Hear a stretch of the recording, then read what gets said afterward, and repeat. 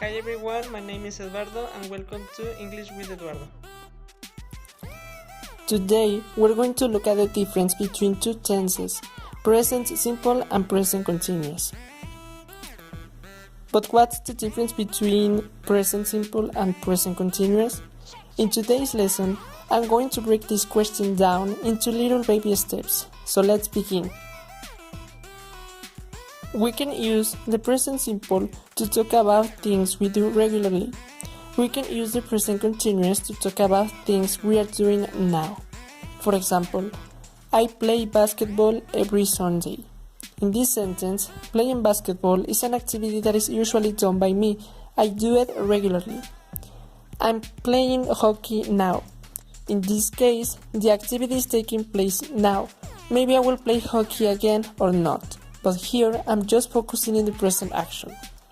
She eats fruit every day. In this situation, the person does the action of eating fruit usually. It is done constantly. She is eating an apple now. With this sentence, she's just doing the action of eating a fruit right now. She will eat an apple in the future, but we just care about the present moment. So, in the first and third sentence, those actions are being done regularly, and in the second and fourth sentence, the actions are only done at the moment. Present simple. We use the present simple in English for repeated or singular actions in the present time period. For example, I take the train to the office. The train to Berlin leaves every hour. In these two cases, these actions always take place. They never change. For facts, the President of the USA lives in the White House. A dog has 4 legs. In these two examples, present simple is used because they refer to things that are usually true. The President of the USA actually lives in the White House, and a dog has 4 legs. There's no way to change that. For habits, I get up early every day. Carol brushes her teeth twice a day.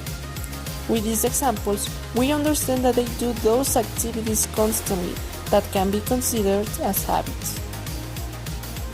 For things that are always generally true. For example, the King of England lives in Buckingham Palace. Spanish is spoken in Mexico.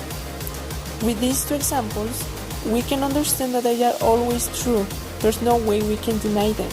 In fact, the King of England lives in Buckingham Palace, and Spanish is spoken in Mexico. Present continuous. We use the present continuous in English for activities at the moment of speaking. For example, please be quiet, the children are sleeping. In the situation is occurring at the moment. Future plans or arrangements.